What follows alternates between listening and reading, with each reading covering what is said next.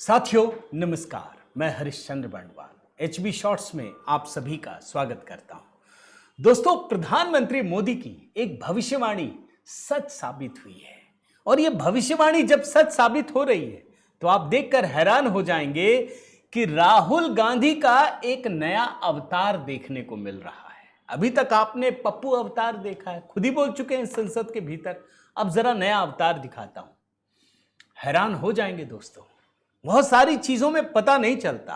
अब सबको लगता है कि भारतीय जनता पार्टी यहां जीत गई, वहां जीत गई, जहां नहीं जीती वहां भी कमाल कर दी। लेकिन कांग्रेस पार्टी जहां जीत रही है वहां क्या कमाल कर रही है, जहां कांग्रेस पार्टी हार रही है वहां कौन सा कमाल कर रही है, यही कहानी दिखाता हूं। और इसी में आपको राहुल गांधी का नया अवतार दिखेगा। आखिर प्रधानमंत्री मोदी की भविष्यवाणी क्या थी दोस्तों? आप भूल तो नहीं गए?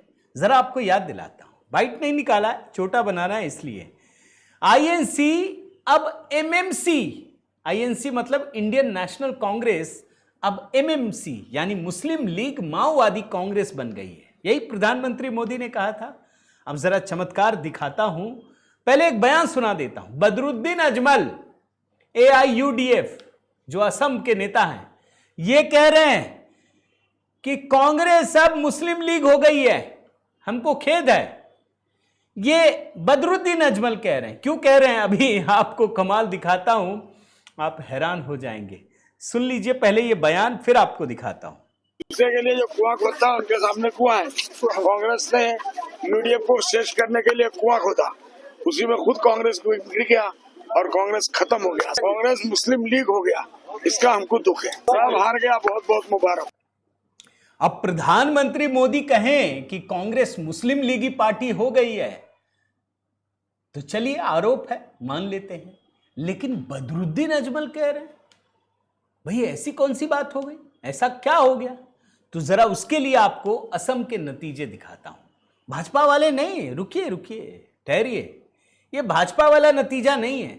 असम में कांग्रेस ने 19 सीटें जीती है। जी हां, 19 सीटें। अब यह क्लियर हो गया, अब यह लीड वीड वाला हिसाब नहीं है। 19 में से 18 सीटें दोस्तों मुसलमान हैं। कोई गुनाह नहीं है, हर किसी को लड़ने का हक है, जीतने का हक है। लेकिन कांग्रेस में 19 उम्मीदवार जीते हैं, उसमें 18 मुसलमान हैं। देश की सबसे पुरानी पार्टी, देश की सबसे बड़ी विपक्षी पार्टी। अरे हो क्या गया? क्या हिंदुओं ने आपका साथ छोड़ दिया है? मैं नाम नहीं गिन रहा, लेकिन ऊपर से नीचे तक आप देख लीजिए, सारे के सारे मुस्लिम मिलेंगे। अशरफुल, अब्दुस, बेबी बेगम, वाजेद अली, मोहिबुर रहमान, आफ्ताब, अब्दुल, नूरुल, अब्दुल, जाकिर, रेकिबुद्दीन, तमाम नाम देख लीजिए, सिर्फ और सिर्फ मुस्लिम नाम है दोस्तों। इससे दुर्भाग्यजनक चीजें इस देश के लिए नहीं हो सकती। कांग्रेस भले खुश हो तो हो, कांग्रेस जो चाहती हो वो हासिल कर लिया उसने। प्रधानमंत्री मोदी इस चीज को भांप गए थे कि ये चाहते क्या, ये मुस्लिम लीग बनना चाहते हैं। और ये बात अगर असम तक रहती ना दोस्तों तो मैं मान लेता। अरे पश्चिम बंगाल के भीतर कांग्रेस पार्टी 2 सीट जीती है, एक फरक्का और दूसरा क्या लिखा है, रानी नगर। कौन जीता है जानते हैं? फरक्का में है मुताब शेख और रानी नगर में है जुल्फिकार अली। यहां भी दोनों मुसलमान हैं। कांग्रेस के बंगाल में 2 उम्मीदवारों को जीत मिली, दोनों मुस्लिम हैं। एक भी हिंदू नहीं जीता। अधीर रंजन चौधरी भी हार गए, अपना चुनाव हार गए। दोस्तों बड़े ध्यान से देखिए। इसीलिए एक बड़े पत्रकार हैं मिलिंद खांडेकर, साथ में भी काम किया हमने, क्या लिखते हैं? कांग्रेस, असम में कांग्रेस के 19 में से 18 विधायक मुस्लिम हैं। पश्चिम बंगाल में कांग्रेस के दोनों विधायक मुस्लिम समुदाय से हैं।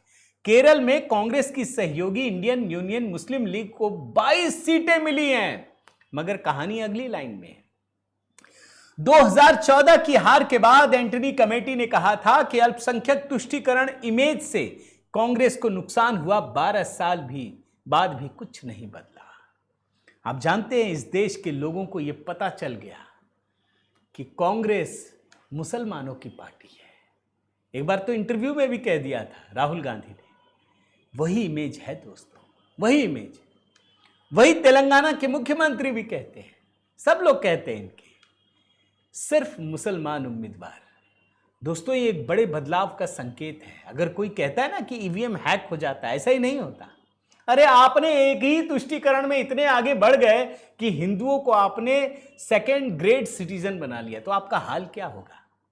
इसीलिए कांग्रेस की बर्बादी हो रही है। उम्मीद करता हूं आपको ये वीडियो पसंद आया होगा। दोस्तों आपकी क्या प्रतिक्रिया है जरूर लिखिएगा।